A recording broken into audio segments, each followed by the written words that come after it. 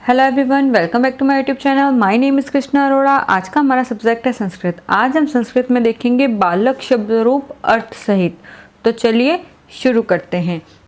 पहले हम आज ये पता करते हैं कि ये बालक शब्द रूप है क्या। तो बालक शब्द अकारांत पुल्लिंग संज्ञा है। सभी अकारांत पुल्लिंग संज्ञा का शब्द रूप एक ही प्रकार से बनता है, यानी ये जो बालक शब्द रूप है वह अकारांत पुल्लिंग है। जैसे राम, सुर, सूर्य, मानव, ब्राह्मण, वृक्ष, गज, क्षत्रिय, शूद्र, ईश्वर, दिवस, छात्र, लोक, भक्त, शिष्य, ये सब अकारांत पुल्लिंग शब्द है। इन सब के शब्द रूप एक ही जैसे होंगे। अब हमारे मन में सवाल ये उठता है कि ये अकारांत पुल्लिंग संज्ञा शब्द क्या होते हैं। तो वह संज्ञा शब्द जिनका लिंग पुल्लिंग हो तथा उनके उच्चारण के अंत में अ स्वर की ध्वनि निकले, उसे अकारांत पुल्लिंग संज्ञा शब्द कहते हैं। ऐसे शब्द जिसके अंत में अ स्वर की ध्वनि निकले वह सब अकारांत पुल्लिंग शब्द होते हैं। जैसे इसी के एग्जाम्पल जैसे मैंने पहले बताए थे, राम, श्याम, ब्राह्मण, सूर्य, शूद्र आदि, जिन सब के अंत में अ स्वर की ध्वनि होती है वह अकारांत पुल्लिंग संज्ञा शब्द होते हैं। तो अब हम देखते हैं बालक शब्द रूप। अब इसके अंदर 3 वचन होते हैं तथा 7 विभक्तियां और एक संबोधन होता है। तो अब हम देखते हैं बालक शब्द रूप हम कैसे याद करें। बालकः बालकौ बालकः, बालकं बालकौ बालकान्, बालकेन बालकाभ्यं बालकै, बालकाय बालकाभ्यं बालकेभ्यः, बालकात् बालकाभ्यं बालकेभ्यः, बालकस्य बालकयो बालकानां, बालके बालकयो बालकेषु, हे बालक, हे बालकौ, हे बालका। तो ये तो हुआ बालक शब्द रूप। अब हम देखेंगे कि इसमें इनका अर्थ क्या क्या होता है। तो आइए अब हम अर्थ देखते हैं। तो अब सबसे पहले हम देखते हैं बालक शब्द रूप प्रथमा विभक्ति एक वचन। इसमें होता है बालकः, यानी बालक या बालक ने। अब इनका अर्थ देखने के लिए हम सबसे पहले देखेंगे इसमें कौन से कारक का प्रयोग हुआ है। तो प्रथमा विभक्ति में कर्ता कारक का प्रयोग होता है और कर्ता कारक का पहचान चिन्ह होता है ने। तो बालक ने।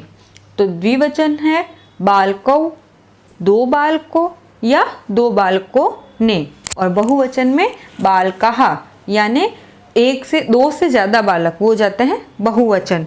तो हो जाएगा अनेक बालकों या अनेक बालकों ने। इसी तरह द्वितीय विभक्ति एक वचन है बालकम, यानी बालक को। द्विवचन बालकौ, यानी 2 बालक को। और बहुवचन बालकान, यानी अनेक बालक को। अब हम देखते हैं तृतीय विभक्ति। अब तृतीय विभक्ति का पहचान चिन्ह है से या के द्वारा।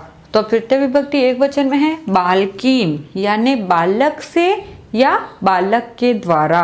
अब द्विवचन में आएगा बालकाभ्याम, यानी 2 बालकों से या 2 बालकों के द्वारा। और बहुवचन में आएगा बालकई, यानी अनेक बालकों से या अनेक बालकों के द्वारा। अब हम देखते हैं चतुर्थ विभक्ति। अब चतुर्थ विभक्ति का पहचान चिन्ह है के लिए। तो अब इसमें एक वचन में क्या आएगा बालकाय, यानी बालक को या बालक के लिए। द्विवचन है बालकाभ्याम, यानी 2 बालकों को या 2 बालकों के लिए। और बहुवचन है बालकेभ्यः, यानी अनेक बालकों को या अनेक बालकों के लिए। अब हम देखते हैं पंचमी विभक्ति। अब पंचमी विभक्ति का पहचान चिन्ह है से अलग, यानी किसी चीज से अलग होना। तो पंचमी विभक्ति एक वचन में है बालकात, यानी बालक से। द्वितीय विभक्ति है बालकाभ्याम, यानी 2 बालकों से। और बहुवचन है बालकेभ्यः, यानी अनेक बालकों से। अब हम देखते हैं षष्ठी विभक्ति। तो षष्ठी विभक्ति का पहचान चिन्ह है का, के, की या रारेरी। अब षष्ठी विभक्ति एक वचन है बालकस्य, यानी बालक का, बालक की या बालक के। और द्विवचन है बालकयो, यानी 2 बालकों का, 2 बालकों के और 2 बालकों की। अब षष्ठी विभक्ति बहुवचन है बाल का नाम, यानी अनेक बालकों का, अनेक बालकों के और अनेक बालकों की।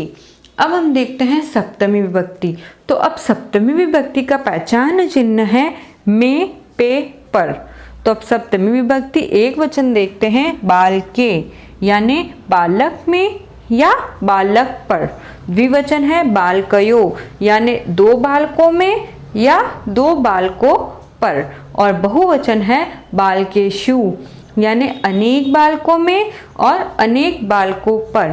तो अब हम देखते हैं संबोधन। संबोधन का पहचान चिन्ह होता है हे, अरे। तो अब हम संबोधन एक वचन है हे बालक, यानी हे बालक, हे बालकौ, यानी हे दो बालकों, और हे बालकः, यानी हे अनेक बालकौ।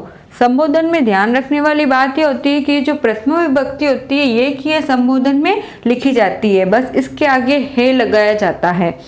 तो ये तो हुआ बालक शब्द रूप के अर्थ। तो इन शब्द रूप का अर्थ याद रखने के लिए हमें ये पता होना चाहिए कि कौन सी विभक्ति के साथ कौन से कारक का प्रयोग किया जाता है। जैसे प्रथम विभक्ति के साथ कर्ता कारक का प्रयोग किया जाता है, उसका पहचान चिन्ह होता है ने। इसी तरह सातों विभक्तियों के साथ सात अलग अलग कारकों का प्रयोग किया जाता है तथा उनके पहचान चिन्ह अलग अलग होते हैं। इसके ऊपर भी वीडियो बनाया गया है जिसका लिंक मैंने आई बटन और डिस्क्रिप्शन में दिया है, आप वहां जाकर देख सकते हैं। तो ये हुआ बालक अकारांत पुल्लिंग शब्द रूप। इसी तरह सभी अकारांत पुल्लिंग के शब्दों के रूप इसी बालक शब्द रूप के तरह ही बनेंगे। जैसे राम का शब्द रूप, अब राम का शब्द रूप क्या बनेगा?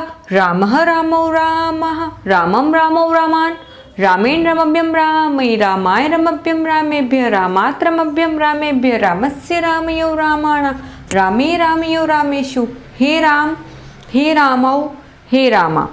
तो इसी तरह हम एक शब्द रूप को याद करके सभी अकारांत पुल्लिंग शब्द रूप याद कर सकते हैं।